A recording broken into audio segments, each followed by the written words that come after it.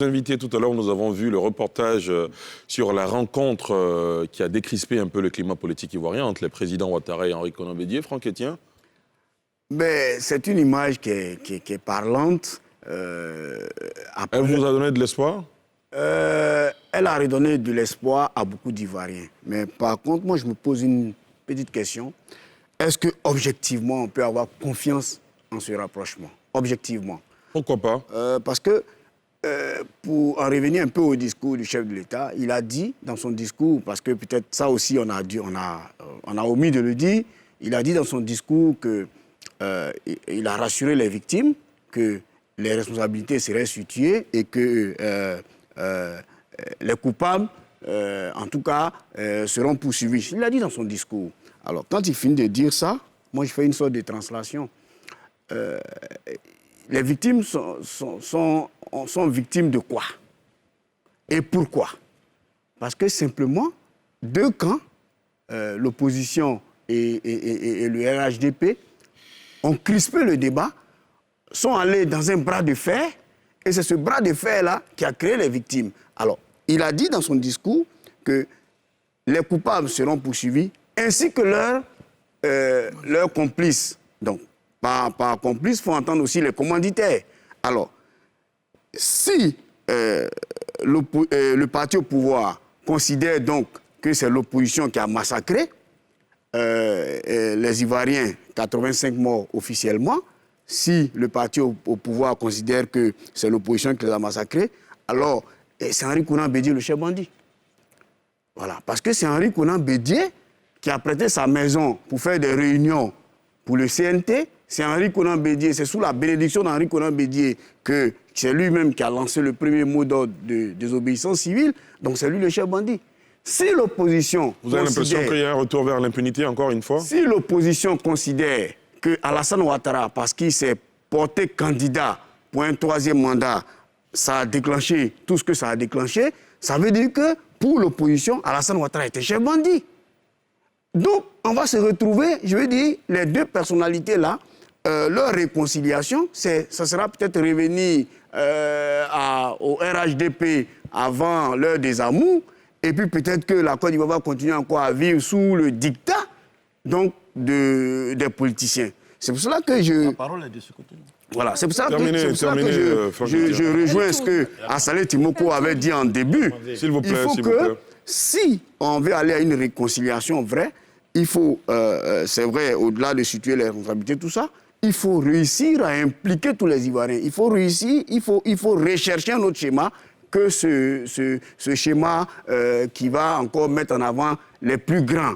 On était passé aux 4 grands, après il y avait les 3 grands, à un moment donné on a eu même les 5 grands, et puis aujourd'hui on a les 2 grands bandits, par exemple. Marie-Gisèle Nguessan, vous qui êtes férue d'analyse prospective, Alassane Ouattara, Henri Konan Bédié se sont rencontrés cette semaine, ça a décrispé l'atmosphère sociopolitique. C'est quoi la suite? Alors, j'ai été heureuse de ce thème comme vous me l'avez envoyé. Ouattara, Bédié et après. Mais après la nécessaire paix. Et je suis heureuse d'entendre Etienne dire comment on fait. C'est-à-dire, les deux camps s'accusent, mais comment on fait? Mais il faut commencer quelque part, Etienne. C'est vrai que le dialogue doit être inclusif. Mais il faut que ce soit les chefs de famille qui convoquent. Toutes les plateformes de l'opposition se sont réunies autour d'Henri Konan Bédié. Mais il va bien falloir que ce soit Henri Konan Bédié qui les convoque à la discussion. Vous ne pouvez pas dire on veut un dialogue inclusif, pardon. Et figer cette rencontre. Voilà, et l'agenda qui sera établi, mais qui va le donner? La preuve, tout le week-end, le chef de file donc, a discuté avec ses ouailles. Voilà un peu pourquoi je dis que la sagesse africaine, il ne faut pas l'oublier. Voyez-vous, je fustigeais tout à l'heure Ali, et vous me laisserez un peu développer sur cela, s'il vous plaît. Vous avez une minute. J'ai remarqué que les hommes... Non, allez-y, il n'y a pas de problème. Vous avez une minute, allez-y. Voyez-vous, la diatribe politicienne a pris le pas sur la politique. Ça, vous l'avez dit. Nos tribus ont des constitutions. Nos groupes ethniques, il n'y en a pas tant que ça. Il y a 60 ethnies, mais divisées en 4 grands groupes ou 5. Ont des constitutions, elles ne sont pas écrites, elles existent, elles sont verbales. Mais nous avons conçu des modèles hors sol. Les pays africains, nous ne savons pas sur quelle base reposent les textes que nous prenons ça et là. Nous avons copié des textes qui viennent de la Révolution française de 1789. Nous en avons pris là, nous en avons pris là. Mais diantre, quand est-ce que nous allons faire une introspection pour résoudre nos crises? Et les médiateurs existent. Il y a des chercheurs ivoiriens qui ont fait des thèses, qui dorment encore à l'université Félix Houphouët-Boigny. Alors, quand on en parle aux politiciens, ils disent « Mais vous allez nous ramener en arrière, nous sommes en République ». Mais la République, là, elle n'est pas née de Mars. La République repose sur des textes qui datent de la Grèce antique. Ce que vous dites, il faut s'inspirer de nos valeurs et traditions. Il faut convoquer notre culture. Et le disant, ça ne veut pas dire qu'on va retourner à Benouye, etc., etc. On a des chercheurs qui ont travaillé sur la question. Je citerai par exemple le professeur Amoyoba. Il faut s'en inspirer. Il faut, alors je ne dis pas, avant même d'arriver... Non, s'il vous plaît, Étienne. Avant d'en arriver même au colloque, comment on appelle, le forum de la réconciliation, mais il faut des séances de travail B2B, comme quand on part en mission, comme on est assis là, gouvernants, opposition, chercheurs. Mais qu'est-ce qui fait? Parce que, voyez-vous, 2020 ressemble à 2010. C'est une forfaiture. Comment est-ce qu'on en est arrivé là? On a des psychologues. Le professeur Marietou Koné en est. On a écouté aujourd'hui le professeur, un de ces professeurs-là sur la RTI. Docteur Prégnon. Exactement. Alors, ne vivons pas, et moi je pense que les crises que nous vivons et qui sont à répétition, parce que 2020 est vraiment une réplique de 2010 seulement, que les acteurs ont changé de place. C'est tout. Très bien. Alors, voilà, il faut que ce B2B entre le président Bédié et le président Alassane Ouattara nous plonge dans la prospective. Très bien. Guillaume Bateau. Moi, j'ai un seul problème. Après cette rencontre, quelles sont les perspectives selon vous? Oui. Ce à quoi on devrait pouvoir aboutir, si le président Ouattara est sincère. Bah, il a dit qu'il était sincère. Oui. J'en doute. Enfin, oui, c'est votre point de vue. Allez-y. Oui, je vous ai dit, s'il est sincère, parce que le président Ouattara dit une chose en même temps et dit son contraire. Je veux discuter avec l'opposition, ça ferait le président Bédié la tête de pont, mais le premier collaborateur du président Bédié, le professeur Maurice Tariq-Gouyavé, est en prison. Le directeur de cabinet du président Bédié est en prison. Ceux qui sont censés préparer les dossiers sur lesquels vont discuter le président Bédié et le président Ouattara. Le porte-parole du CNT, le président Afin Geza, est en prison. Alors, de deux choses l'une, ou il va les faire sortir, parce que s'il veut discuter, si le président Bédié n'a pas son directeur de cabinet avec lui, n'a pas son secrétaire exécutif en chef avec lui, je me demande comment le président Bédié pourrait poursuivre cette discussion. Mais il faut déjà saluer le fait que cette rencontre a eu lieu et a permis surtout de faire baisser la tension. Parce que le risque vers lequel nous couvrions, c'est que les violences se généralisent dans l'Abidjan et ça aurait été vraiment la guerre civile. Donc, moi, ce que, pour juger de la sincérité du président Ouattara, dépendra des actes qu'il va poser. Et quand vous regardez toutes les chancelleries, les diplomates qui sont intervenus ça et là, ils ont demandé des actes concrets. C'est vrai qu'on va encore parler d'impunité, mais on est devant, on ne dit pas seul. Ceux qui doivent être les interlocuteurs du président Ouattara, à 80%, soit en prison, soit cachés.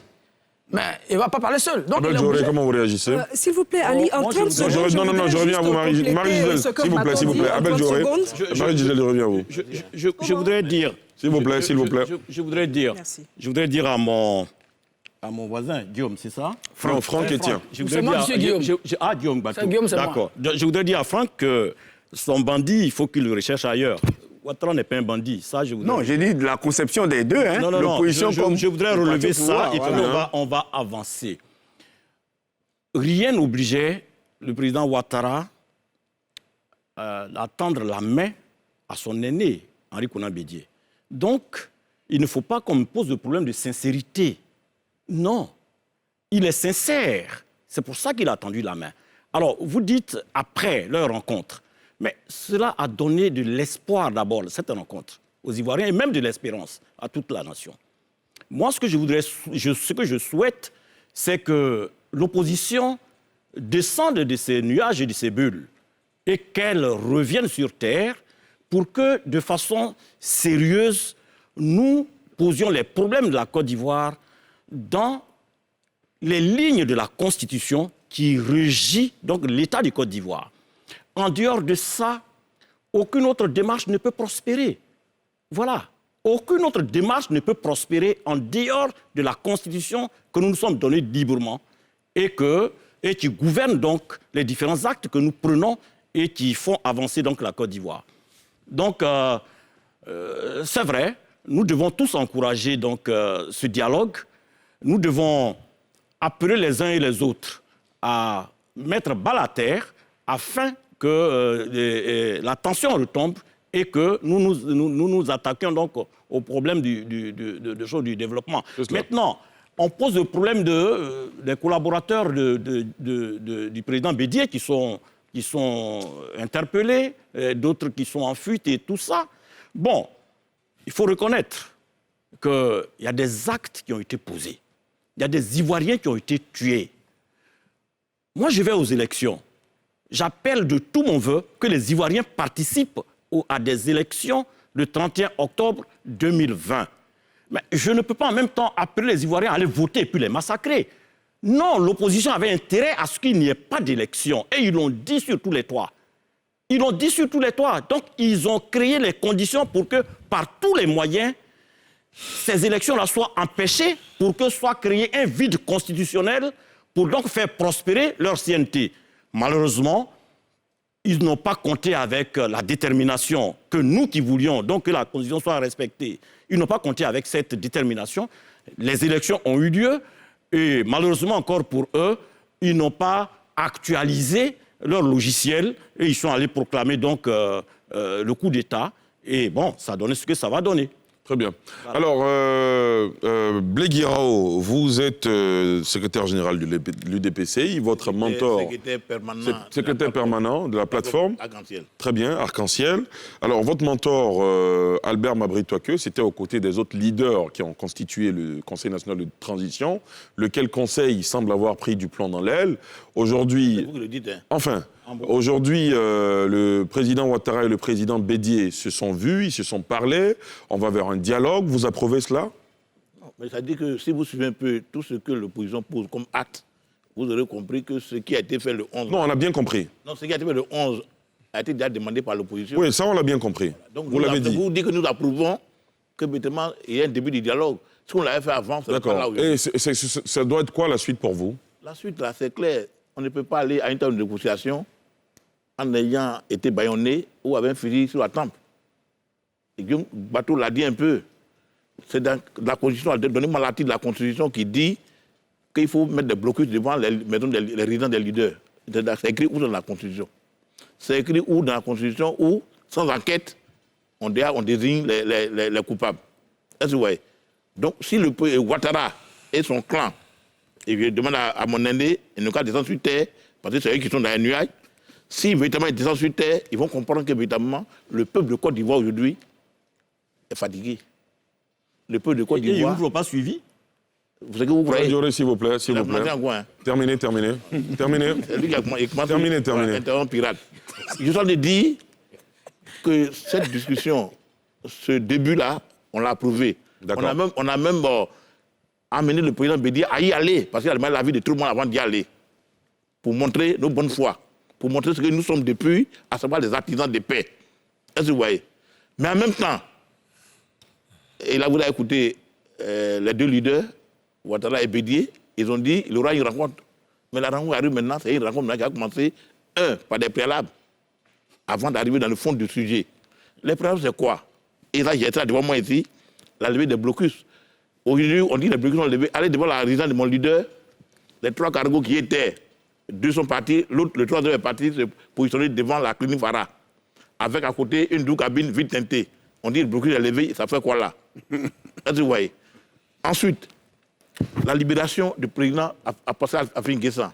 On nous dit que non, on l'a entendu, ça c'est le procureur qui dit on va le libérer bientôt, il est encore en prison. Donc vous demandez la libération... Et je vous informe que depuis 48 heures, ses avocats et sa famille ne savent plus où il est. Ensuite, nous demandons la cessation de toutes les poursuites non justifiées contre les leaders de l'opposition. Alors malheureusement, à cause du temps, on ne pourra pas égrener toutes les revendications. Je dis donc, je pas dit qu'il y a des préalables avant maintenant la prochaine rencontre. On est d'accord pour la paix, on est d'accord pour la discussion. Est-ce que le RHDP sera ouvert à ces préalables? Mais allez, je n'avais pas fini. Ah, d'accord, non, terminez, s'il vous plaît, terminez. Je n'ai pas fini. Terminez. Je suis de dire qu'autant on est d'accord pour l'appel au dialogue, autant l'opposition dans la globalité a des conditionnalités pour aller au dialogue. Parce qu'elle a dit, et le maire a dit, il ne faut pas qu'on continue de mentir aux Ivoiriens. Parce qu'on a dit, et puis après ça ne sera pas fait, on va revenir encore dans 2010, on va revenir en 2020, et puis après 2020. C'est bien entendu, Blé Guiraud. Je suis bien obligé d'avancer. Donc ce dialogue-là a des préalables, et avant d'arriver au fond du problème. On vous a bien entendu. Abel Dioré, rapidement, en 1 minute. Les préalables, s'ils en posent... S'il vous plaît. Les préalables, s'ils en posent, le président de la République serait donc le mieux placé pour les analyser. Mais je pense que il y a des chemins qu'il ne faut pas emprunter quand on sait que c'est des chemins sans issue. D'accord. Quand on sait que c'est des chemins sans issue, il ne faut pas les emprunter. Donc, il y a des préalables qui n'auront pas leur sens d'être, tout en se disant que nous devons aller à la paix. Donc, il faut faire le sacrifice sur soi. Il faut faire une certaine élévation d'esprit pour pouvoir avancer. Très bien. Voilà. Il ne faut pas tourner les Ivoiriens en rond. Les Ivoiriens sont fatigués. On a demandé à ce que, par tous les moyens, on tue les Ivoiriens.